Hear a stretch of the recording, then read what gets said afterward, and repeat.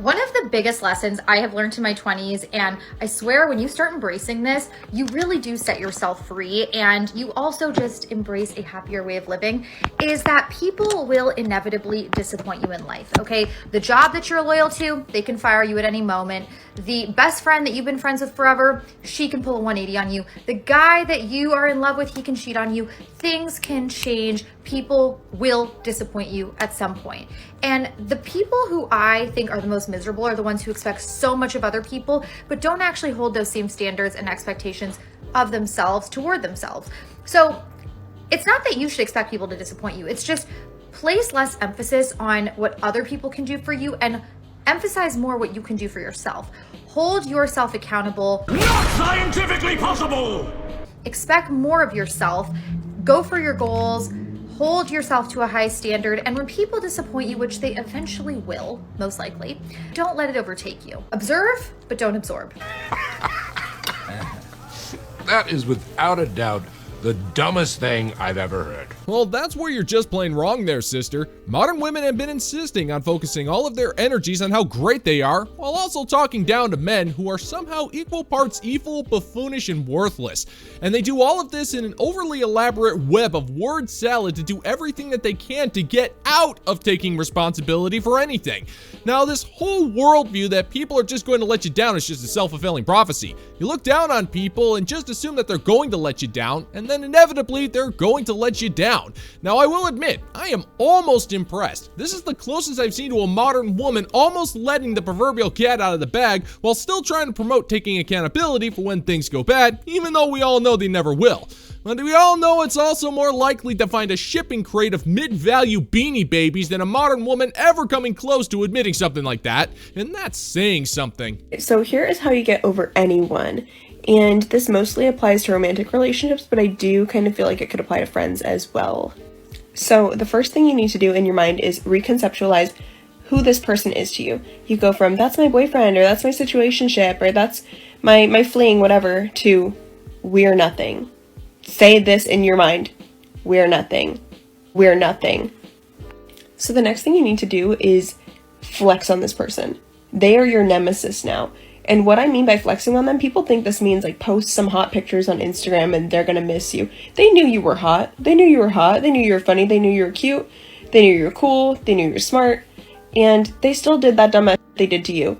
So what you need to do is reinvent your life. You're gonna come up with new hobbies. You could vision board who you want to be, who this girl that you're going to transform into is going to be. Oh wait, you're serious? Well, you can always depend on a modern woman to completely overestimate the power of spite.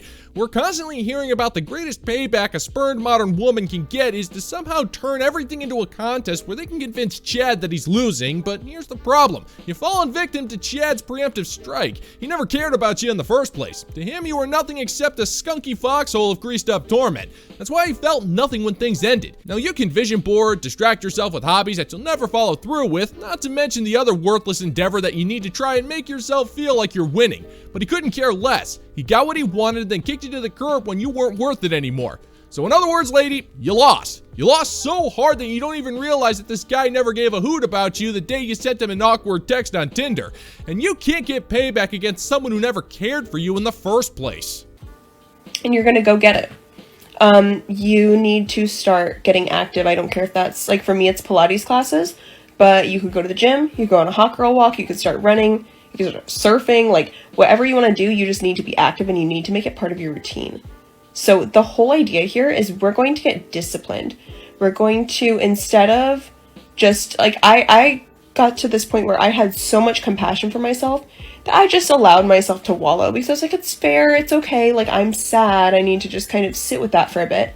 But what you really need to do is show yourself what you deserve. You deserve this investment. You deserve to live this life where you're healthy and happy, and that person took your power away from you. Alright, sister, enough is enough. I have exactly 13 intergalactic space bucks cash money that you can have right now if you can give me a one-sentence definition for the word power. Because I can almost guarantee you that you can't explain what that even means. Modern women have been obsessed with this idea of power dynamics when it comes to relationships. It's all about the control with them. If they aren't in control of everything and anything, then somehow it's because somebody else took it away from them. But that's not how it works. Now, you want the illusion of control, but you don't want the responsibility that comes with said control. Now, I've never seen it, but I'm kind of terrified of the idea of you being a licensed driver. And if I shudder at the idea of you being in command of 2.5 tons of Detroit rolling iron, then the idea of you being in control of a relationship downright terrifies me. When they treated you the way that they did, they took your power from you. You felt like you weren't important. You felt like you didn't deserve this investment, but you do. So you're going to treat yourself like you only deserve the best. You're going to eat well. You're going to eat more.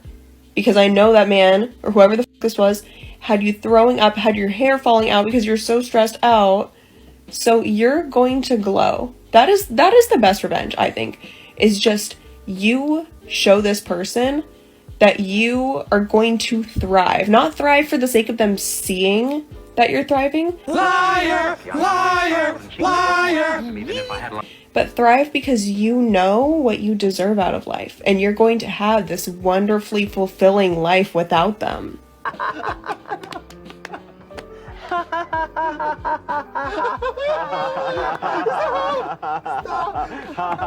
Oh, be serious, sister. This man wasn't having you throw up your dinner. You weren't stressed out to the point of your hair falling out. You wanted him to commit to you, and he didn't want to, and you obsessed over it to the point where you were stressing yourself out because that man wasn't giving you what you thought you deserved. Now, you clearly live in a first world country, and as a woman, you have significantly more advantages than men have, and it takes a lot of nerve to say that you deserve more when you've already been handed everything you could ever possibly need on a silver frickin' platter. You live life on easy mode, and you still figured out a way to completely screw it up. This man was not responsible for giving you the life that you think you deserve. If you want it, you have to make it for yourself, and you're only willing to do that after your ticket to Chad's carousel expired. And if you're living your best life purely out of spite, then you're not thriving. It's literally impossible for you to thrive when you're trying to seek revenge. It only leads to one place, sweetheart. Nowhere. Where you going? Nowhere. If you're going through a breakup or a season of separation, I'm going to tell you the most powerful thing you can do in this season and in this space. The most powerful thing you can do. And I'm speaking from experience. That's nothing to be proud of, Rusty. The most powerful thing you can do once you've left someone or there is a breakup or a break or whatever you want to call it is nothing at all. Is to do nothing. The most powerful thing you can do is nothing. Silence is the most powerful thing in that scenario. When you say nothing, when you do nothing, when you don't want them to know anything about you, when you completely detach and withdraw all of that energy back into you, they start wondering what is going on. Try it, because I promise you, silence speaks louder than words. We've tried nothing and we're all out of ideas. Hey lady, nobody cares. Seriously, nobody cares. It's going to be the same thing if you cut ties or if you don't. That dude you want is not going to care. He's too busy breathing a sigh of relief knowing that he just shed 140 pounds of insecure harlot tumors off of his back. Now I do agree, if a dude breaks up with you, then you should move on with your life, but that's clearly not what you're doing here. You're trying to get back at this guy as if somehow having the last laugh is going to make you feel better. But all you're going to do is panic when you give this guy the silent treatment and he doesn't reach out to you. It's just going to give him the impression that you're done, and he's going to keep doing his thing. Besides, isn't doing nothing kind of your thing anyway? I mean, if this guy broke up with you, then you didn't provide him with the things that he needed to make the relationship work. So it's pretty much the same thing if you do nothing anyway. It's just going to reinforce that he made the right call to leave you in your winter of separation, because he knew exactly what you were good for. Nothing! Absolutely nothing! Stupid! You're so stupid! I have a couple friends going through a breakup, and I keep telling them this one thing. It's literally the only thing that got me through like my extra traumatizing f***ed up breakup. What I'm telling them is, if I was to tell you like 2 months from now, you could potentially meet someone who's like your husband, you wouldn't even think about the that you're dealing with now. If I told you 2 months from now, your career is gonna take off in ways that you never even expected, you also wouldn't be thinking twice about the man that you're like heartbroken over. The reason I say this is because during a breakup, we're so in the moment, and that's completely normal and that's completely fine, but we're so in the moment of that pain. If we want to be with this person, if we don't want to be with this person, or we miss this person, or we're justifying actions. When you're so thick in the breakup, you're living every single moment of it. So I recommend taking a second and taking a step back and like looking at an outside perspective that like, okay, me removing this energy of this person who's clearly not meant to be with me, that's why we're broken up, going to bring an energy of things that I didn't even expect to come my way. Like you always hear the story of like, oh, they broke up and then 2 months later she met her future husband. That's accurate. That can happen to you. I don't think any of that's true. Maybe I'm wrong on this one, but just because you met someone who knew someone who heard a story from a guy whose roommate vaguely remembered a woman settling for some dude and marrying him after a 2-month breakup doesn't mean that it's accurate. It's not like it really matters anyway. Even if you met the love of your life 2 months after this breakup, it won't mean a thing. This guy could tick all of the boxes, but that doesn't mean you're going to want him. He could be everything that you despise in a guy, because one of the biggest things that you despise is boredom.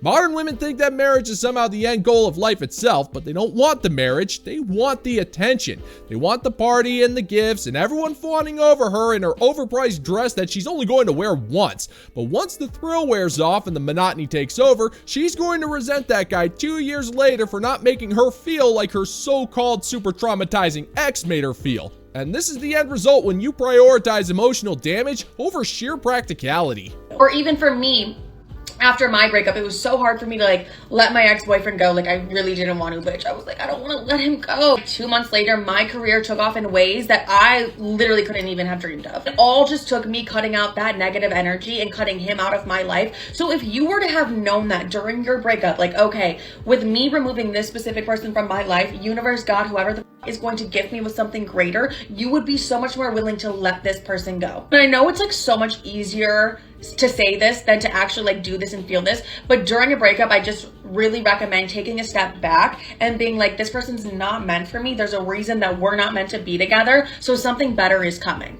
Always something better that's coming. And if I was to tell you it was your future husband, you wouldn't look twice at the bum that you're now leaving. Well, I hate to break it to you, but there is no big lie.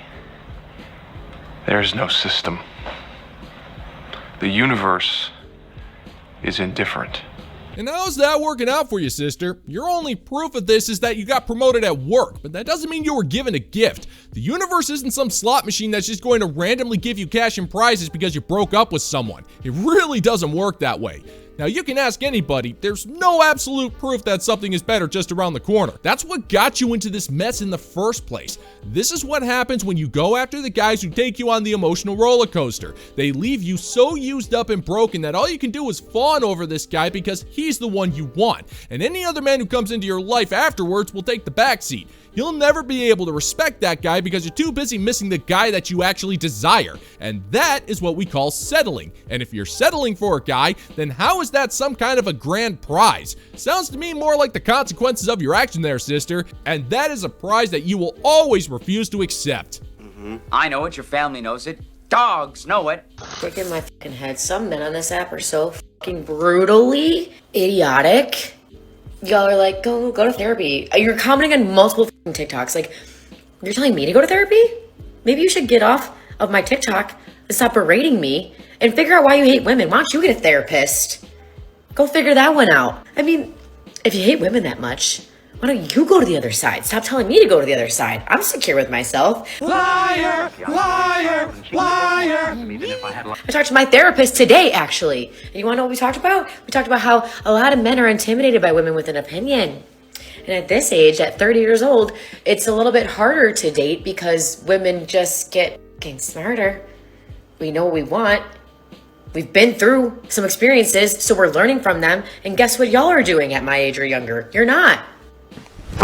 emotional damage. Now, I hate to break it to you, sister, but that's a perfectly fair question. You're on TikTok constantly bashing men, calling them stupid, swearing up a storm, and accusing them of being hateful when they brought up a fair point. If men are so evil and stupid, then why don't you just date the women? Your therapist has convinced you that you're the superior of the two genderisms. So why don't you just be with the better ones and rub it in our faces? Why are you so triggered at this idea that men are trying to provide you with a solution since you're so hell-bent on being hateful and judgmental? I mean, you're smart and successful. You know what you want, even though you never articulate how. So go be with the other ones and live your best life. I'm sure your therapist will tell you to do the same. After all, you pay her money just to tell you what you want to hear. And as we all know, if you can't be right about everything, then you just don't want to exist. So why don't you just answer the stupid question already? Answer the question!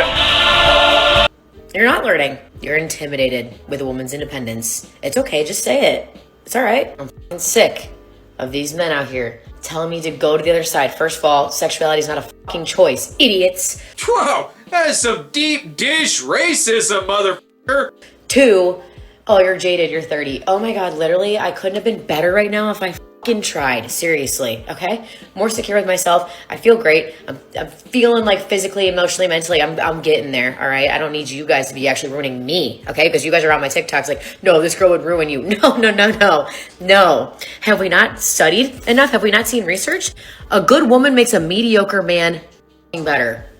Get it through your dumb, thick skull, all right? If you just can't stop berating me on TikTok, I don't know, seriously look inward. We need to, like, there's something going on. You need a therapist, okay? What did we learn, Palmer? I don't know, sir. I don't fucking know either. Ooh, you might want to be careful there, lady. Genderisms is fluid, so therefore, under the logic of the current thing, it is totally your choice. You just can't back out now. Second, you're clearly not secure with yourself. You're jaded, you're bitter, and you're overly sensitive. That's why you're screaming and swearing and throwing a temper tantrum in front of a camera to an audience of people that you will literally never meet. And your life is so empty and meaningless that you're triggered by a 5-word internet comment. Now, I guess your therapist never told you this, but that's literally the polar opposite of being secure with yourself. You know this. That's why you're berating a bunch of strangers who accomplish their mission by bugging you to the point where you think your overpriced college degree somehow gives you a sense of moral superiority. You don't know what you're talking about, and that's totally fine. You're so broken that even the most mediocre of men don't want you to give them the opportunity to make them better. But that's only because they have common sense, and that's a quality that you will lack for the rest of your frickin' life.